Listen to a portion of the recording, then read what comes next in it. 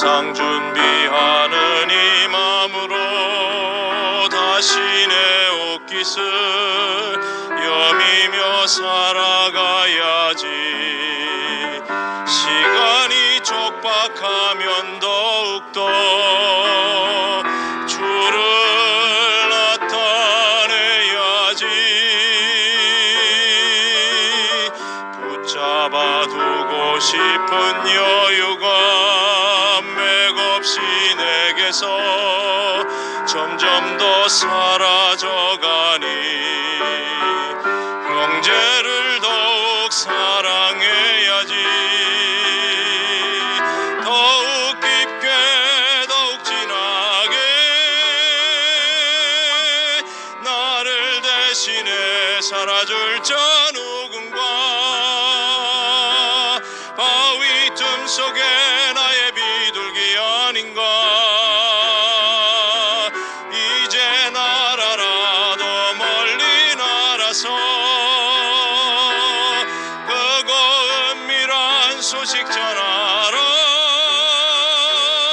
오 주의 영광 가득한 나라를 위해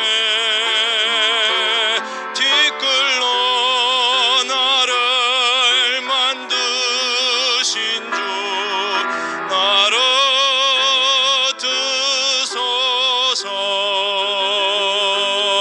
드소서. 안녕하세요. 대구교회 연합순 28순 강명화 자매입니다. 먼저 주에 우경이 오빠에게서 전화가 왔었어요. 순간 머릿속에서 오빠가 왜 저한테 전화를 했을까 생각했어요. 수요 모임에 말씀 섬김이 좀 하라고 했어요. 제가 못한다고 했어요. 근데 오빠께서 계속 하라고 했어요. 그래서 순종하는 마음으로 이 자리에 나오게 됐습니다. 지금도 좀 떨립니다. 그러나 그냥 저 된 만큼 하겠습니다. 오늘 말씀 제목은 선제적인 영원한 그리스도입니다. 본문은 요한복음 8장 51절부터 59절까지입니다. 먼저 본문을 읽어드리겠습니다. 진실로 진실로 너희에게 이르노니 사람이 내 말을 지키면 죽음을 영원히 보지 아니하리라. 유대인들이 가로되 지금 내가 귀신 들린 줄 아노라. 아브라함과 선지자들도 죽었거늘 내 말은 사람이 내 말을 지키면 영원히 죽음을 보지 아니하리라 하니 너는 이미 죽은 우리 조상보다 더 크냐. 또 선지자들도 죽었거늘 너는 너를 누구라 하느냐. 예수께서 대답하시되 내가 내게 영광을 돌리면 내 영광이 아무것도 아니거니와 내게 영광을 돌리시는 이는 내 아버지시니 곧 너희가 너희 하나님이라 칭하는 그이시라. 너희는 그를 알지 못하되 나는 아노니 만일 내가 알지 못한다 하면 나도 너희같이 거짓말쟁이가 되리라. 나는 그를 알고 또 그의 말씀을 지키노라. 너희 조상 아브라함은 나이 때 볼 것을 보고 즐거워하다가 기뻐하였느니라. 유대인들이 가로되 내가 아직 50도 못 되었는데 아브라함보다 크냐 아브라함을 보았느냐. 예수께서 가라사대 진실로 진실로 너희에게 이르노니 아브라함이 나기 전부터 내가 있느니라 하시니 저희가 돌을 들어 치려 하거늘 예수께서 숨어 성전에서 나가시니라. 여기서 선제적이란 말이 나옵니다. 선제적인 말은 나보다 먼저 존재한다는 말입니다. 사람을 창조하시기 전에 하나님 목적과 계획이 먼저 있었습니다. 아담을 창조하시기 전에 하나님의 형상과 하나님의 기름 부음이 먼저 있었습니다. 나보다 먼저 계신 분은 모두 나보다 크십니다. 설상 하나님의 계획, 하나님의 목적, 하나님의 형상, 하나님의 기름 부음 먼저 있다 해도 현재 있는 그리스도를 알아보지 못한다면 우리는 유대인들의 삶과 별 다름 없을 것입니다. 예수는 유대인들에게 아브라함이 나기 전에 내가 있느니라 하신 것은 지금 있다는 말씀입니다. 이건 육신적인 말도 아니고 역사적인 말도 아닙니다.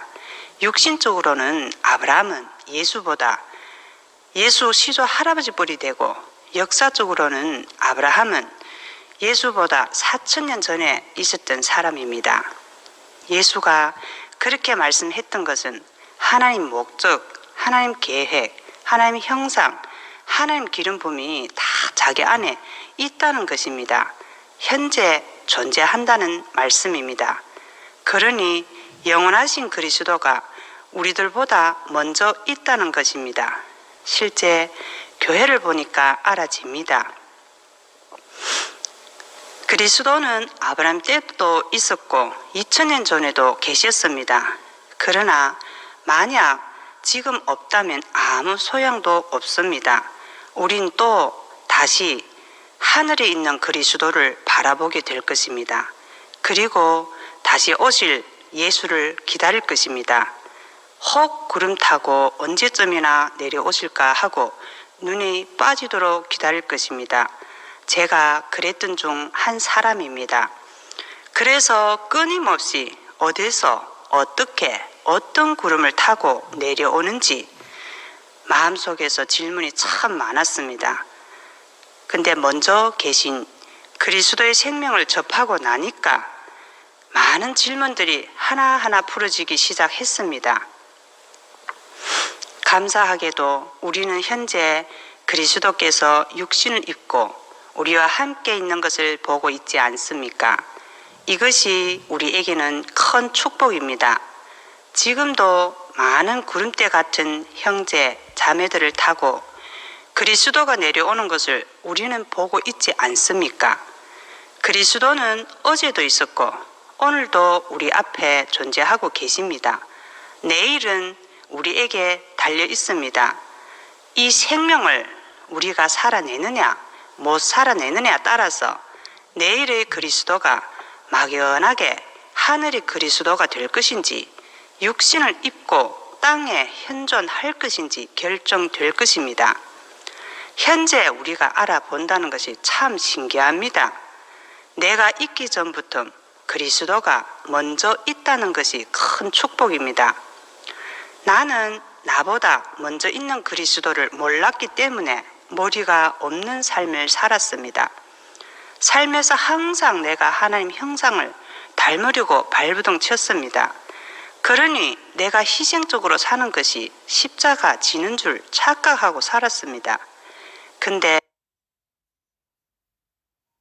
알고 보니까 희생도 다른 사람이 좋아하는 희생이 아니고 내가 좋아서 하는 희생이었습니다. 많은 전쟁 가운데서 알아졌습니다. 또 내가 하나님께로부터 기름 부음 받으려고 많은 노력을 했습니다. 열심히 교회 생활하고 성경도 보고 기도도 하고 집회는 다 참석하려고 애를 많이 썼고 그리고 말씀을 많이 먹고 하면 기름 부음이 저절로 되는 줄 부어지는 줄 알았습니다. 알고 보니까 그것도 아니었습니다. 나는 항상 다른 사람들을 가르치려고만 했습니다. 아무것도 없으면서 안다고 생각했습니다. 대구교회에 와서 있었던 일입니다. 교회 온 지 얼마 안 되었던 때였습니다. 교회 생활을 오래 한 언니가 있었어요.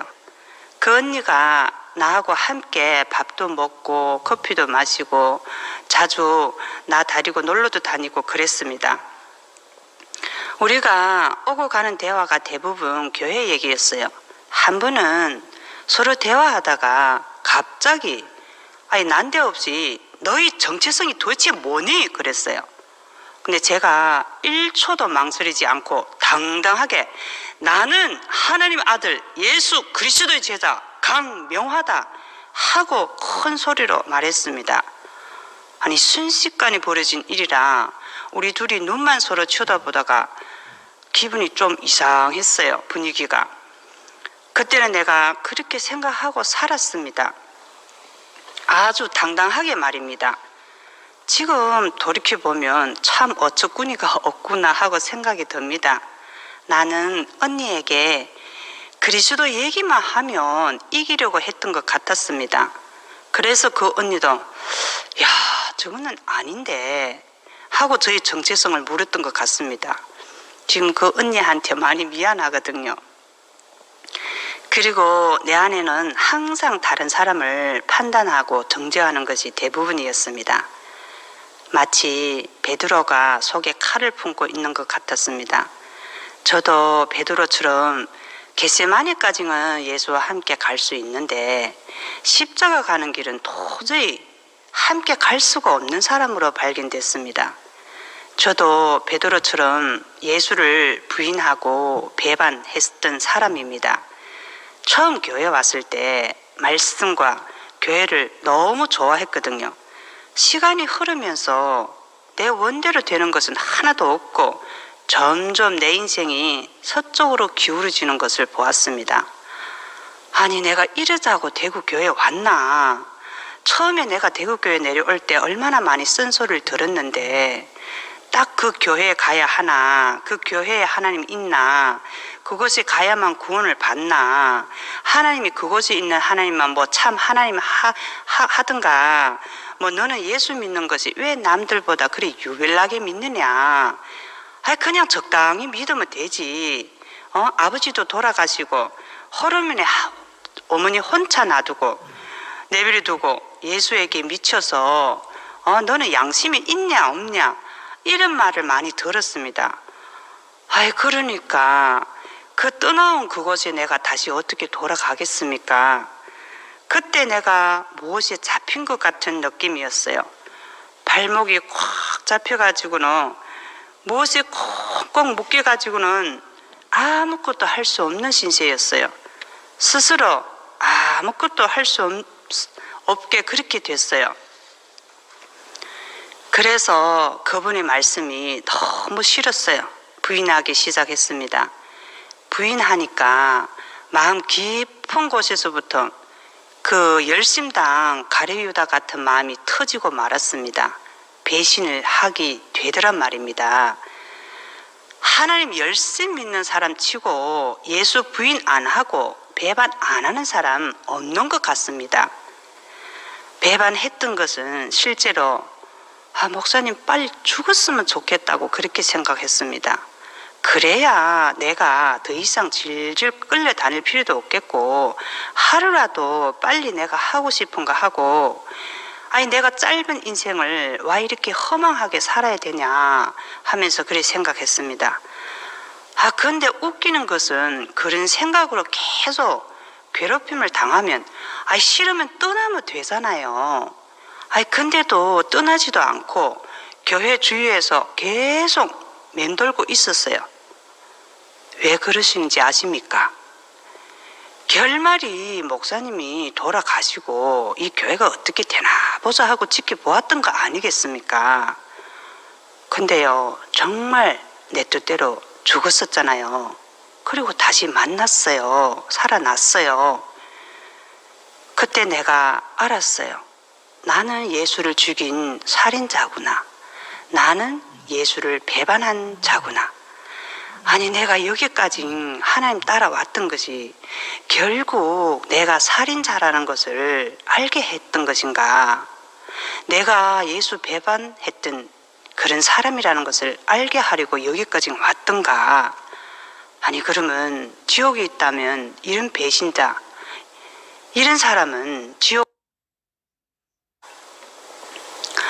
내 안에도 베드로나 유다 같은 마음이 있고 대제사장과 빌라도와 로마 군병들이 예수 죽일 때 그 깊은 속에서 포악하고 그 잔인했던 그런 반응들이 다 있었구나 하는 것을 알아졌습니다. 이게 뭐냐 도대체. 내가 살겠다고 했던 것이 참 잔인하구나. 내가 살고 남을 죽이는 것은 예수의 삶이 아닌데 목사님은 사람은 살리는 능력이 있는데 나 안에는 사람을 죽이는 능력밖에 없냐. 창피하기도 하고 얼굴 들고 교회에 나타나기도 민망하고 사람을 만나는 것조차도 싫어졌습니다. 내 꼴이 참 허망하고 말았습니다. 어찌나 비참하든지 마음이 너무 쓸쓸하고 너무 허전하고 허무하고 막 너무 고독했어요. 그러니까 막 죽고 싶은데 죽을 수가 없었어요. 결국 나는 사람 살릴 수 있는 그리스도의 생명이 없는 괴물 덩어리였구나 하는 것을 알아챘습니다. 그리고 심한 통곡이 나왔습니다. 아마도 그때부터 나도 모르는 동트는 새 아침이 내 마음에서부터 시작된 것 같아요. 아이고, 그렇지만 이 괴물도 그리스도의 생명을 계속 먹다 보면 구레네 시몬이란 사람처럼 억지로라도 십자가 지고 가게 하는 것이 아니겠습니까? 모든 것이 내 머리 되려고 하니까 안 좋은 결과로 끝났습니다. 나는 정신적이나 마음이나 메마르고 고갈이 되었습니다. 세상에서 가장 머리 안 좋은 사람은 머리 되려고 애쓰는 사람입니다. 머리가 좋지도 않으면서 머리 되려고 하니까 분쟁과 싸움이 계속 따라다닙니다. 얼마나 피곤하시겠습니까? 지구상에 가장 머리 좋은 사람은 죽고 부활한 예수 그리스도입니다. 영원히 쇠퇴하지 않는 머리입니다. 이 머리 된 그리스도는 지금도 우리 앞에 존재하고 계십니다. 그리고 아브라함은 나이 때 볼 것을 보고 즐거워하였다고 기뻐하였다고 했습니다. 아브라함은 갈대아 우르에서 하나님이 부르심을 받고 가나안 땅에서 파란만장한 인생을 살았습니다. 아브라함이 인생 중에서 가장 기쁜 일은 어떤 것이었을까요?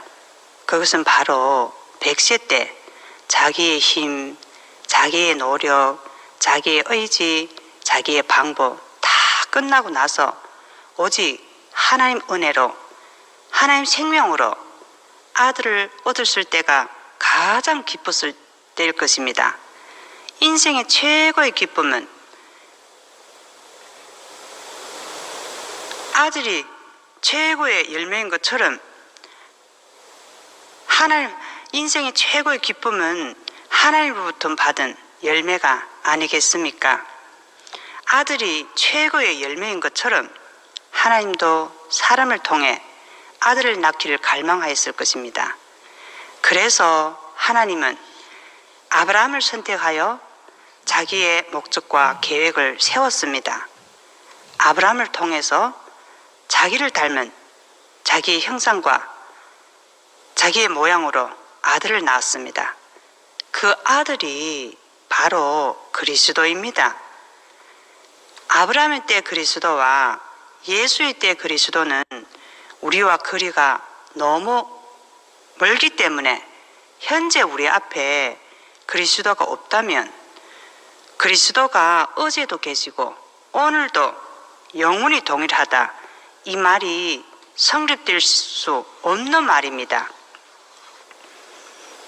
그러나 현재 우리 앞에 육체를 입고 온 그리스도께서 존재하시니까 그리스도가 어제도 있고 오늘도 있다는 것이 성립되는 말씀이지 않습니까? 몇 년 전의 일입니다. 제가 어느 창세기 언니에게 그때가 언제냐고 따지며 물었습니다. 그때만 되면 모든 것이 알아진다고 하니까 그때 저의 마음 상태가 혼돈과 공허뿐이었습니다. 마음이 급했습니다. 빨리 모든 것을 알아서 무엇이라도 또다시 하고 싶었던 것입니다. 그리스도가 내 머리 되지 않으니 아담은 끊임없이 자기 필요한 것만 채우려고 합니다. 그러니 아담은 예수가 있느니라 하신 말씀을 어떻게 알아듣겠습니까? 저는 예수 믿으면서도 머리로는 흙이고 밭이라고 했지만 삶은 내가 높아지려고 했고 씨가 되려고 했고 영광도 내가 받으려고 하고 그러니까 먼저 있느니라 하는 이 개념조차도 없었습니다. 그래서 많이 방황했습니다. 자연의 원리대로 하면 뭘 심으면 뭐가 나는 것이잖아요. 근데 이런 것은 지식적으로 우리가 다 아는 것 같은데 정작 나의 정체성에 대해서는 나는 아무것도 몰랐습니다. 다른 사람은 다른 것은 몰라도 딱 한 가지 알아야 할 것은 사람인 밭에다 그리스도 씨가 심겨져서 하나님의 열매가 나오면 그리스도는 나보다 먼저 계신 분이고 크신 분이시고 죽음도 영원히 보지 않고 이런 말씀들이 자연히 알아집니다. 심지어 육신적인 부모도 먼저 있는 분이고 그래서 우리가 공경하는 것이 마땅한 것이고 당연한 것이 아니겠습니까? 근데 저는 형식적으로만 하나님께 영광 돌린다, 하나님을 찬송 받을 자다, 하나님 찬송 받을 자다 이렇게만 생각했습니다. 근데 알고 보니까 그 영광이 바로 육체로 오신 그리스도가 찬송 받을 자이구나 하고 알아졌습니다. 찬송 받을 자는 위대하고 능력 있는 자에게서 나오는 것이 아니라 십자가에다 매달아 놓으면 사람이니까 당연히 죽습니다. 근데 그 죽은 사람에게서 하나님이 살렸습니다. 하나님이 살려서 새 생명으로 다시 시작된 다시 산 자가 영광 받을 자이고 찬송 받을 자입니다. 죽고 다시 산 사람은 자기 자랑이 끝나고 자기 영광 받는 것도 끝납니다. 그리고 오직 자기를 새롭게 살린 분에게 영광을 돌리고 찬송을 합니다. 만물을 새롭게 하고 사람을 자기 형상과 자기 모양으로 지으신 분이 바로 선제적인 영원한 그리스도입니다. 아브라함이 예수의 때 볼 것을 보고 즐거워하고 기뻐한 것은 예수가 죽고 하나님이 그리스도가 예수의 육체를 입고 올 것을 알았을 것입니다. 왜? 하나님도 자기에게 그렇게 왔기 때문입니다. 만약 아브라함이 천국에서 그리스도가 우리 교회에서 탄생한 것을 보면 얼마나 즐거워하고 기뻐하겠습니까? 하늘에서 잔치상이 벌어지지 않겠습니까? 오늘 우리 인생에서 가장 즐거운 것은 구름대 같은 형제 자매에게서 그리스도가 나올 때입니다. 지금 이때가 최고의 기쁠 때입니다. 우리 안에서 그리스도가 나오면 참 아버지의 기쁨이고 온 교회의 기쁨이고 또한 나의 기쁨이 되지 않겠습니까? 이제 알았습니다. 나는 대구교회 온 것이 확실히 나보다 먼저 선재하신 하나님의 부르심이구나 하는 것을 다른 사람은 몰라도 저만큼은 이 교회에 오지 않았더라면 괴물처럼 괴물의 삶을 살았을 것입니다. 삶이 신도 아니고 사람도 아닌 어정쩡하게 이상한 자가 되면 얼마나 징그럽겠습니까? 이거는 어머니가 서울에 있을 때였습니다. 제가 맞이다 보니까 명절만 되면 엄마가 며칠 전부터 오라고 전화합니다. 그럼 제가 대구에서 서울로 올라가거든요. 추석 때나 설 때나 가족들이 모이면 한 15명 모이거든요. 그럼 항상 명절 전에 제가 먼저 도착해서 이불 빨래도 하고 냉장고도 정리하고 집안도 서랍 같은 것도 정리하고 그렇게 하고 나서 또 친척들이 모일 때 먹을 음식을 메뉴들을 하나하나 1, 2번 이렇게 순서를 해서 이렇게 짜고 합니다. 그리고 그 계획대로 척척 밀고 나갑니다. 뒤에서 여동생이 밑받침을 잘 해줍니다. 그러면 무슨 일이든 둘이 손발이 맞으면 일도 하는 것이 참 재미나거든요. 그리고 이모, 삼촌들의 한 가족 밖에서부터 말소리가 도란도란 들리면서 출입문에 들어오는 것을 영접할 때도 그것도 꽤나 즐겁거든요.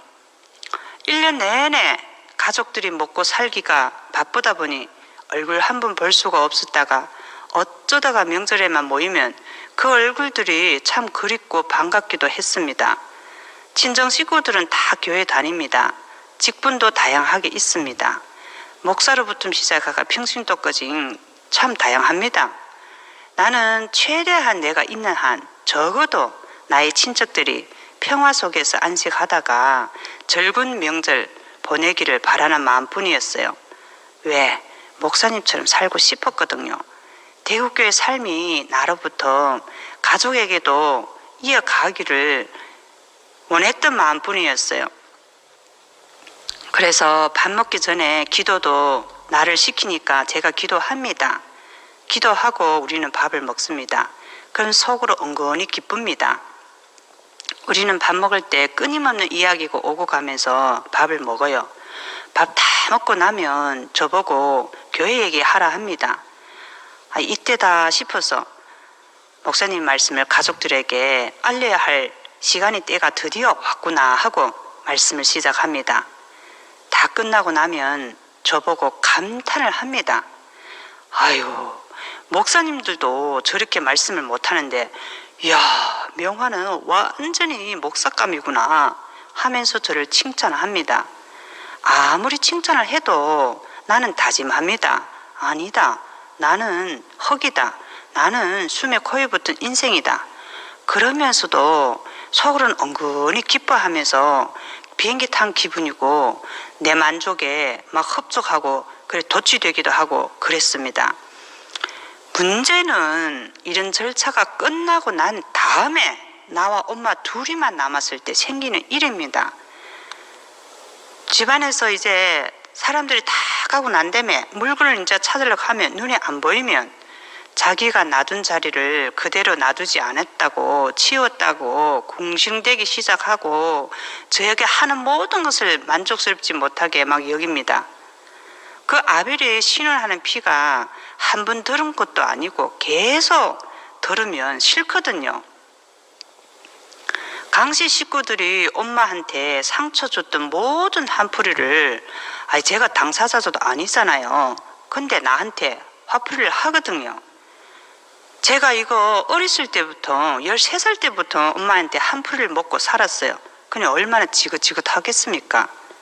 그 되돌아보면 엄마도 강씨 집에 시집을 와서 고생을 많이 했구나 인정은 제가 합니다.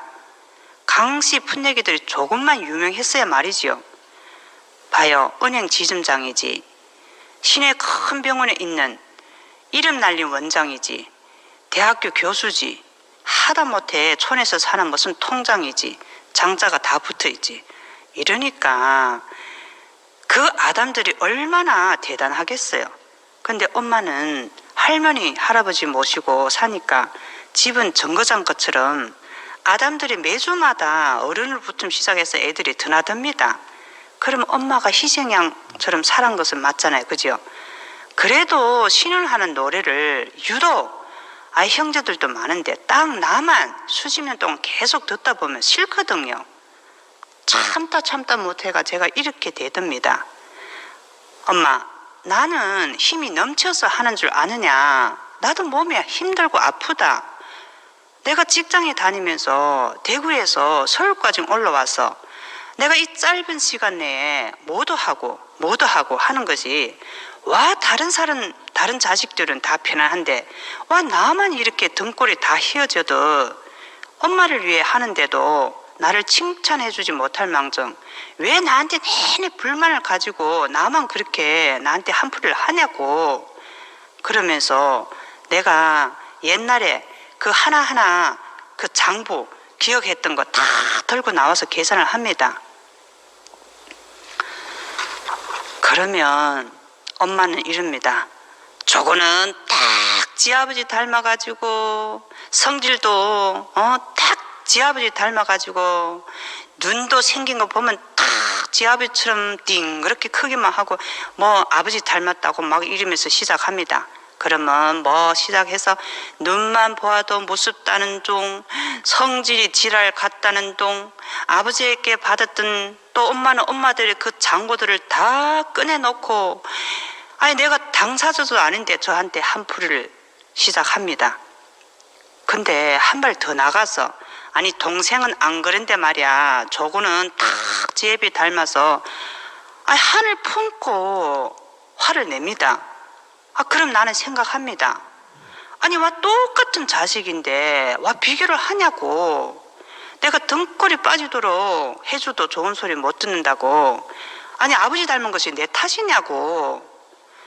나도 내가 이 더러운 성질을 싫어하는데 아니 하필이면 물려줄 것이 없어서 그렇게도 물려줄 것이 없어서 개떡 같고 지랄 같은 내가 나도 싫어하는 이런 성질을 물려주냐고.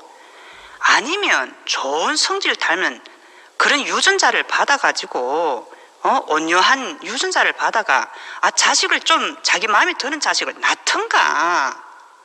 속에서 많이 참아 오던 것들이 폭발하고 말았습니다.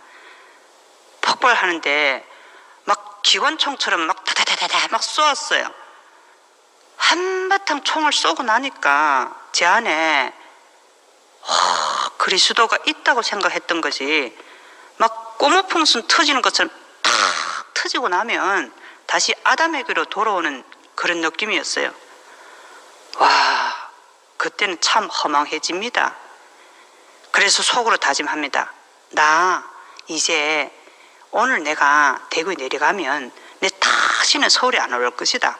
나 다시는 이제 나는 부모도 없고 형제도 없고 나 그 얼굴도 안 보고 나 혼자 교회에서 내 이제 잘 살면 되지. 나 안 볼 것이다. 그렇게 다짐하고 매번 그럽니다. 근데 마음이 마치 땅이 푹 꺼진 엉덩이 마냥 기운 없이 대구로 내려옵니다. 그리고 열심히 또 교회로 달려갑니다. 그러다 보면 푹 꺼진 땅이 또 메꾸어집니다. 그래서 숨 쉴 곳은 교회밖에 없구나 하고 더 깊이 알아집니다. 내 팔자가 하나님 앞에서 일생을 살아야 된다 하는 팔자구나. 그런 생각이 많이 듭니다. 사실 따지고 보면 내가 갈 데가 없거든요. 어쩔 수 없구나. 교회가 좋으나 나쁘나 교회에서 살아야 되겠구나. 나를 낳은 엄마도 나를 싫어하고 나도 아버지 닮은 지랄 같은 성질 때문에 나 자신이 싫고 하니까 누가 나를 반겨주겠어요. 근데 이거는 이제 다 지나간 건데 지금은 제가 조금 쉽고 가벼운 삶을 살면서 흘러가는 대로 나날을 보냅니다. 더 이상 무엇을 열심히 하겠다, 열심히 노력하겠다, 누구한테 인정받겠다, 남을 원망하는 이런 일도 없고, 그냥 또 누구하고 싸우는 일도 별로 없고, 그냥 하루하루 사랑하는 우리 엄마가 치매 환자거든요, 치매. 그래서 우리 엄마하고 그리고 어렵게 얻은 아들 이렇게 세 식구가 함께 살아요. 엄마가 3년 전에 치매가 왔어요. 그래서 어쩔 수 없이 저와 한 집에서 살게 됐습니다. 한 집에서 살다 보니까 소소하게 부딪히는 것이 꽤나 많았어요. 근데 처음에는 부딪히는 것 같았어요. 근데 목사님 말씀을 자꾸 듣고 언니 오빠들과 함께 살아서 그런가, 아니면 우리 엄마도 이제 아이고 내가 더 이상 어디 갈 데도 없는데 이 딸만 믿고 살아야 되겠구나, 그래서 마음먹어서 그런지, 그러면 아니면 내가 엄마도 어쩔 수 없이 저런 한풀이를 나한테 하지, 그것마저 안 하면 엄마는 어떻게 살겠나 이렇게 인정해서 그런지 나도 잘 모르겠지만 서서히 엄마하고 나하고 좋아지기 시작했어요. 나도 나 자신을 알고 나니까 먼저 계신 아버지와 교회에서 누리는 삶이 참 좋았어요. 엄마는 여전히 예전에 아버지에게 시집 식구들에게 당했던 것 생각만 나면 나한테 화풀이를 합니다. 내가 죄가 있다면 아버지 닮은 죄밖에 없습니다. 기분만 안 좋으면 밥 먹는 것도 딱 너희 애비 닮았다, 말투도 딱 너희 애비 닮았다 막 이러면서 아버지를 욕하기 시작합니다. 한번 시작하면 끝이 없어요. 그냥. 그럼 제가 바톤을 받아서 돌아가신 아버지 욕하고 강씨 식구들 욕합니다. 신나게 엄마하고 같이 욕합니다. 엄마가 욕하지 못하는 욕도 내가 대신해서 막 욕을 합니다. 그래 속으로는 아이고 아버지 내가 진짜 아버지 욕하는 거 아닙니다. 아버지 아시겠지요? 이러고 그 다음에 엄마에게 엄마 진짜 많이 수고했어. 고생했어. 엄마는 그 어려움 속에서도 자식들 버리지 않고 자식들의 바람막이가 돼서 오늘날 우리가 있게 돼서 너무너무 감사해. 진짜로 감사해 하면서 엄마를 포옹해 주기도 합니다. 아침에 직장에 갈 때 되면 아무리 바빠도 내가 엄마를 꼭 끌어 안아주면서 엄마 나를 사람 만들려고 나와 함께 살아줘서 감사해. 엄마가 오래 살려고 하면 내가 늦게 철들어야지.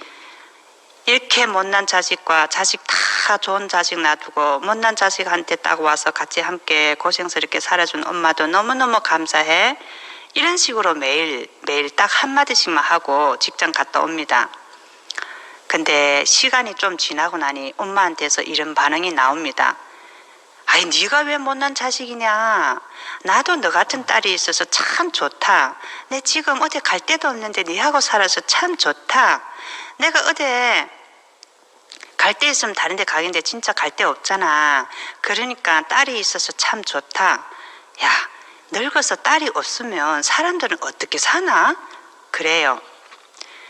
근데 이 모든 것을 생각해 보니까 먼저 계신 목사님과 교회가 있어서 저 같은 괴물 같은 사람도 이렇게 다시 새 사람으로 만들어 가네요. 여유 없던 사람이 조금씩 여유가 생기고 변대기 속 같은 사람이 일은 난데 생각하는 폭도 조금씩 넓어지고 이해심도 조금씩 많아지고 그래요. 그리고 아들하고 있었던 과정도 참 많았습니다. 아들이 저보고 이렇게 말합니다. 엄마는 왜 아들 인생을 자기 뜻대로 끌고 가려 하느냐. 내가 무슨 물건이냐. 내가 무슨 애가 해가면서 이런 식으로 엄마가 계속 이런 식으로 하면 나 엄마와 관계 끊고 다시는 얼굴 보고 안 산다 그랬어요. 오죽하면 아들이 하는 말이 엄마한테 이렇게 말했어요. 엄마는 사람을 벼랑 끝까지 밀어서 떨어져 죽게 만든다고 했습니다. 그리고 문을 발로 팍 차고 나가서 며칠 동안 들어오지도 않고 말 한마디 한마디가 뼛속까지 꽂혀서 정신을 번쩍번쩍 들게 만듭니다. 아들이 어렸을 때 부모의 종교 전쟁 속에서 살다 보니까 아들이 일찍 철이 들은 것 같아요. 내가 사람의 자리를 이탈하고 보니까 교회 생활 하기는 했지만 2차 전쟁, 종교 전쟁을 많이 했어요.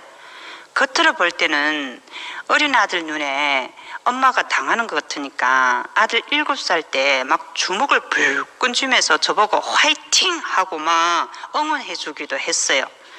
그리고 초등학교 때 가정이 종교전쟁에 이놈의 종교전쟁이 한 사람을 참 사람을 못 만나니까 끝나지가 않는 거예요. 근데 이제 하루는 제가 교회 갔다 집에 들어가려고 하는데 아들이 콜라 한 병을 들고 아파트 들어가는 입구 계단에 앉아서 꼴토리 이렇게 커피를 이래 마시면서 막 심각하게 이렇게 있으면서 막 뭘 생각하고 있더라고요. 그래서 제가 다가가서 물었어요. 아들, 네 여기서 뭐하니? 그랬더니 아들이 엄마 여기 좀 앉아봐. 그래 앉았어요.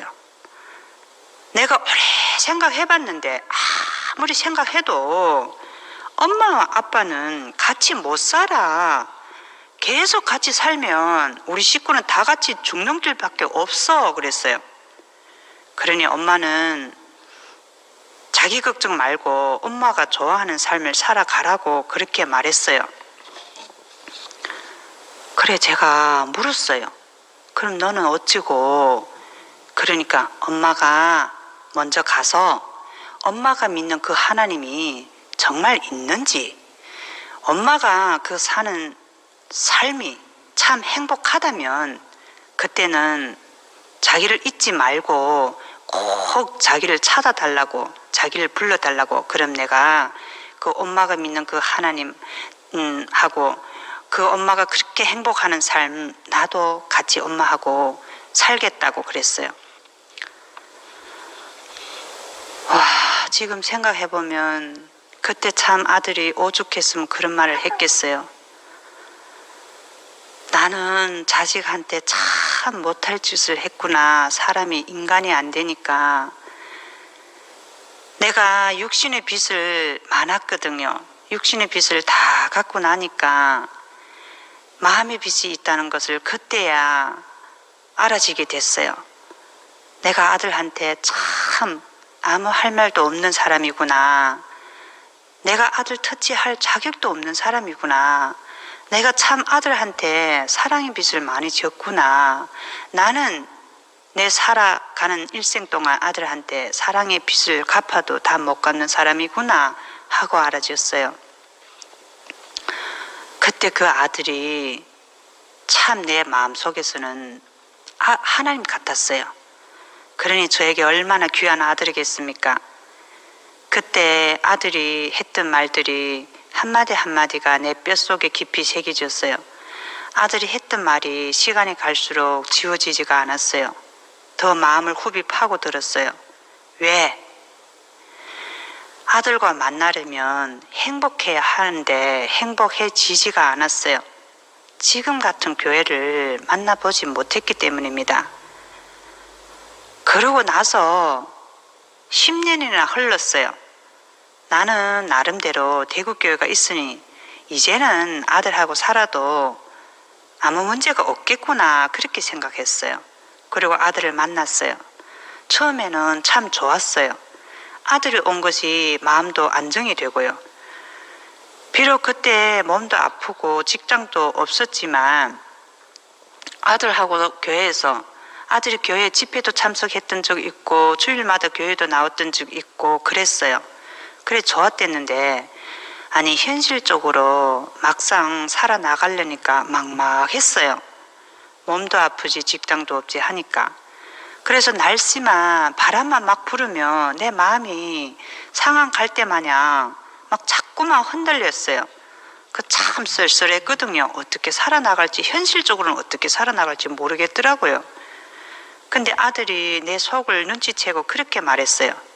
엄마, 마음 흔들지 마라. 엄마가 마음이 흔들리면 내 마음도 흔들린다. 그러니 나와 엄마는 마음을 합하여서 서로 의지하면서 대구교회에서 살면서 이 대국 땅에서 살아남자 그랬어요. 엄마 걱정 말아라. 내가 젊었으니까 내가 기반을 닦아 볼 테니까. 그때 아들 나이가 겨우 21살밖에 안 됐어요. 그 엄마는 건강만 하면 된다. 교회 생활 다 하고 그냥 자기를 뒷받침만 잘 해주면 된다고 했어요. 엄마 그 몸으로 나가서 벌면 얼마 벌겠나. 그러니까 내가 젊었으니까 내가 아직 힘이 있으니까 그냥 내가 나가 벌으면 되고 엄마는 교회 생활 잘하라. 우리 잘 살아보자 그랬어요. 그러면 관계가 더 좋아져야 되지 않겠습니까? 그런데 문제는 조금 살만하니까 모든 것을 또 내 뜻대로 하려고 하니까 문제가 이상하게 더 크게 번져 나갔어요. 와, 사람 아담은 참 어쩔 수가 없네요. 그런 아픔이 있음에도 불구하고 내 친정 어머니나 아들이나 무엇이든지 내 원대로 내 뜻대로 하려고 하니까 이게 관계가 사이가 풍지박살 났어요. 그러니 행복할 수가 없죠. 사람은 참 사람을 만나지 않으면 어쩔 수 없는가 봅니다. 근데 지금은 내 뜻이 없고 그냥 엄마 좋아하는 대로 하고 그냥 아들이 좋아하는 대로 그냥 하고, 제가 직장에서도 그냥 다른 사람이 좋아하면 그냥 나도 좋고 그냥 딱 그렇게만 해요. 그러니까 관계가 조금씩 좋아져요. 삶도 조금씩 좋아지고 조금 살맛이 나요. 생각해보니 이 모든 것이 교회를 만난 덕분이라는 것이 막 생각이 드네요. 모든 것이 내 힘으로는 지금까지 버틸 수 있는 것이 아무것도 없었다는 것을 알아집니다. 뒤돌아보면 교회에서 처음부터 나를 붙잡아주고 필요에 따라서 물심양면으로 채워주고 나를 이끌어줬던 교회에 많은 언니 오빠들이 있었구나 하면서 알아집니다. 교회에 많은 사람들이 다 나에게 은혜를 베풀어 줬기 때문에 지금의 내가 이 자리에 있구나 하는 것을 알아집니다. 나는 참 아버지를 알면 계속 더 많이 알아지는 줄 알았는데 아니 점점 모르게 됩니다. 오늘 목사님 말씀을 들으면 그리스도를 아는 것 같은데 아니 내일 가면 또 몰라요. 또 목사님 말씀 들으면 아는 것 같은데 아니 또 몰라요. 그러니까 나는 계속 말씀을 들어야 하고 교회에 갈 수밖에 없고 순모임도 할 수밖에 없고 계속 앞에 있는 목사님과 언니 오빠들의 그 삶, 그게 끌려가는 인생이 되었어요. 이제는 교회와 형제 자매들에게 발목이 잡혀서 제대로 끌려가는 인생이 된 것 같아요. 아마도 아브라함도 이것을 알고 예수의 때를 보고 즐거워하고 기뻐했던 것이 아니겠는가 그런 생각이 듭니다. 내가 있기 전에 교회가 있는 것이 감사합니다. 내가 있기 전에 참 아버지가 있고 내가 있기 전에 형제 자매들이 있다는 것이 참 감사합니다. 내가 태어나기 전에 내가 이걸 몰랐다면 나 얼마나 불행한 인생을 살겠습니까? 근데 내가 태어나서 지금까지 가장 큰 선물은 나를 사랑해 주신 참 아버지와 언니 오빠들이 실제적으로 현재적으로 지금 내 앞에 있다는 것이 너무너무 감사합니다. 세상에서 복하는데 가장 큰 복은 나보다 먼저 있는 분들을 만난 것이 큰 행운입니다.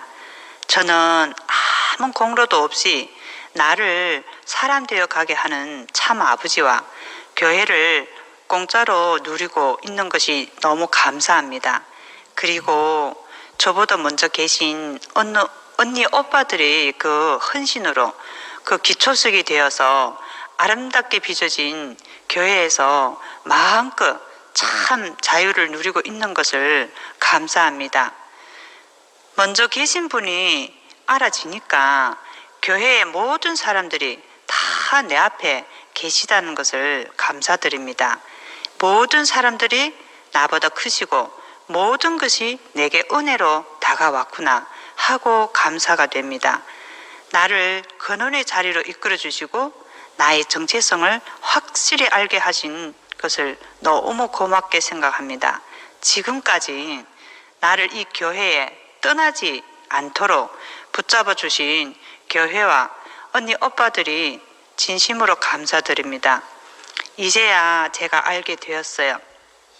현재 계신 예수의 때 볼 것을 보고 내가 이렇게 즐거워하고 기뻐하게 되었습니다. 감사합니다. 기도하겠습니다. 고마우신 아버지 참 감사합니다. 비천한 저를 이 영광스러운 자리에 세우셔서 받은 은혜를 표현할 수 있는 기회를 주신 것을 감사드립니다. 지금까지 저 혼자서는 여기까지 올 수 없는 사람인데 흔들리는 저를 끊임없이 붙들어 주신 목사님과 교회 언니 오빠들에게 진심으로 감사합니다. 참 아버지를 만나지 못해서 풍지박살 났던 인생을 죽지 못해서 살았습니다. 이제 아버지와 교회가 나에게 살 소망을 주셔서 너무너무 고맙습니다. 내가 나 된 것은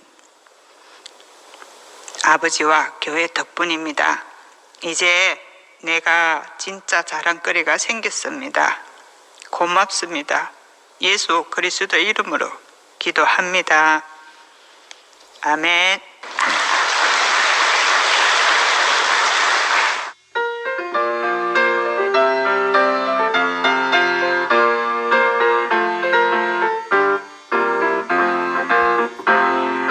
주님 안에 삶은 행복해 그의 아름다운 인격을 통해 새 사람 안에서 새 가족 이루고 아름다운 교회 안에 살게 돼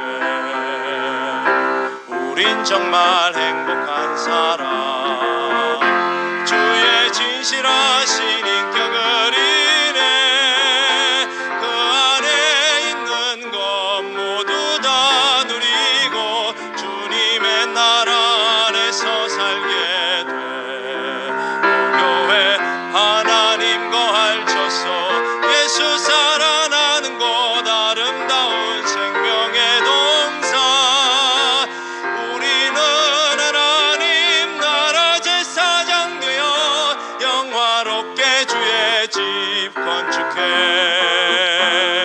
교회 안에 삶은 신선해 예수 운명으로 구속된 백성 새로운 한 사람 하나 된 새 인류 하나님의 갈망 채워 완성돼 우리 서로 사랑할 때에 주의 신비하신 능력 나타나 사망을 패하고 세상을 정복해 하나님 나라 더 빨리 다가와 오 교회 하나님 거할쳐서 예수 살아나는 곳 아름다운 생명의 동산 우리는 하나님 나라 제사장 되어 영화롭게